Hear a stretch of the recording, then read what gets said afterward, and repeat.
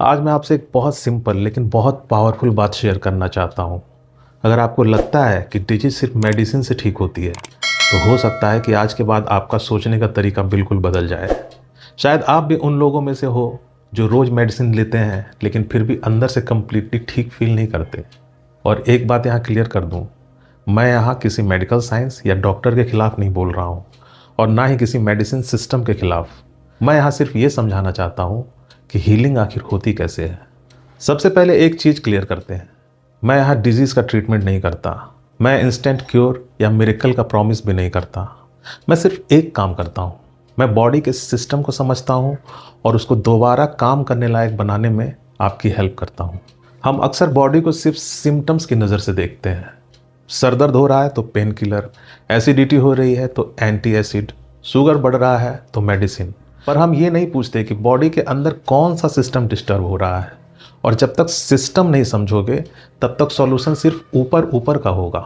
Human body के अंदर 4 important system होते हैं और ये बॉडी के पिलर्स हैं, जिसमें पहला है nervous system. Nervous system body का कमांड सेंटर होता है। स्ट्रेस का रिस्पॉन्स, नींद का पैटर्न, हार्मोन के सिग्नल्स, डाइजेशन का रिदम, सब कुछ यहीं से कंट्रोल होता है। अगर नर्वस सिस्टम हमेशा स्ट्रेस में रहे तो बॉडी कभी हीलिंग मोड में जा ही नहीं सकती। दूसरा है metabolic system. Metabolic system decide करता है कि बॉडी एनर्जी कैसे बनाएगी।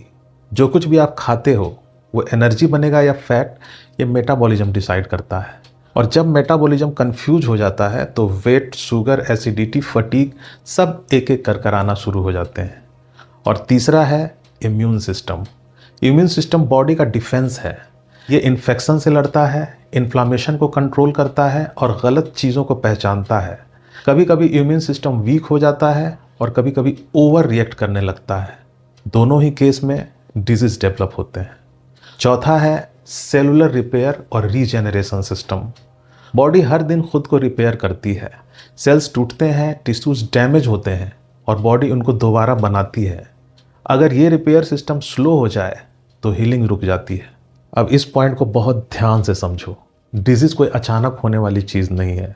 डिजीज़ एक सिग्नल होती है जिससे ये समझा जाता है कि बॉडी के सिस्टम का बैलेंस बिगड़ चुका है। ठीक वैसे ही सिम्टम्स भी सिर्फ वार्निंग होता है। और अगर हम सिर्फ वार्निंग को बंद भी कर देते हैं तो भी प्रॉब्लम अंदर ही अंदर चलती रहती है। अब इसके बाद मेडिसिन के रोल को समझना बहुत ज़रूरी है। कोई भी मेडिसिन बॉडी को हील नहीं करती। मेडिसिन का काम होता है पेन को कम करना, इन्फ्लामेशन को दबाना, इम्यून रिएक्शन को कंट्रोल में रखना या सिम्टम्स को मैनेजेबल बनाना। हीलिंग का काम हमेशा बॉडी खुद ही करती है।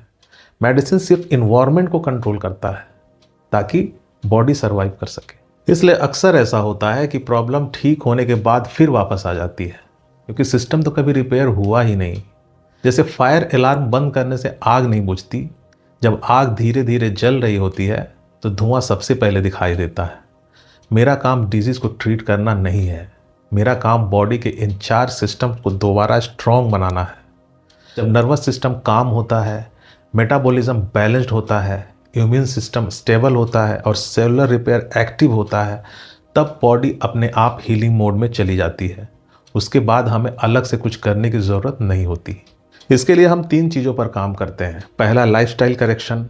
गलत रूटीन सबसे पहला डैमेज करता है। दूसरा, पर्सनलाइज्ड डाइट, क्योंकि हर बॉडी का रिस्पॉन्स अलग अलग होता है। और तीसरा और इम्पॉर्टेंट, जो कि सिर्फ ज़रूरत पड़ने पर हम देते हैं, वो है natural side effect free herbal support, ताकि बॉडी पर एक्स्ट्रा लोड ना पड़े। इस मेथड से हम बॉडी के सेल्फ हीलिंग सिस्टम को इतना स्ट्रॉन्ग बना लेते हैं कि बॉडी में कोई भी डिजीज पनप ही नहीं पाती। और अगर कोई इम्बैलेंस पहले से हो भी तो वो खुद ही हील होने लगता है। ये चीज़ें सिंपल लगती है, लेकिन गलत जगह, गलत टाइम और गलत इंटेंसिटी सिस्टम को और डैमेज भी कर सकती है। ये कोई ट्रेडिशनल ट्रीटमेंट जैसा नहीं है, ये एक प्रोसेस है। ये इंस्टेंट नहीं होता, इसका कोई शॉर्टकट नहीं है। जितनी पुरानी प्रॉब्लम उतना ज़्यादा सिस्टम डैमेज और उतना ही टाइम लगता है। पर जब ये सिस्टम सही डायरेक्शन में चल पड़ता है तब बॉडी रुकती नहीं, वो खुद को लगातार हील करती रहती है। और अगर आप सिर्फ सिम्टम दबाना चाहते हो तो शायद ये अप्रोच आपके लिए नहीं है। पर अगर आप चाहते हो कि बॉडी फ्यूचर में प्रॉब्लम डेवलप ही ना करे तो पहले सिस्टम को समझना ज़रूरी है, क्योंकि मेडिसिन सिर्फ कंट्रोल करती है, हीलिंग तो हमेशा अंदर से बॉडी खुद ही करती है। अब आप खुद से पूछिए कि आप सिम्टम को कंट्रोल करना चाहते हो या सिस्टम को स्ट्रांग बनाना चाहते हो।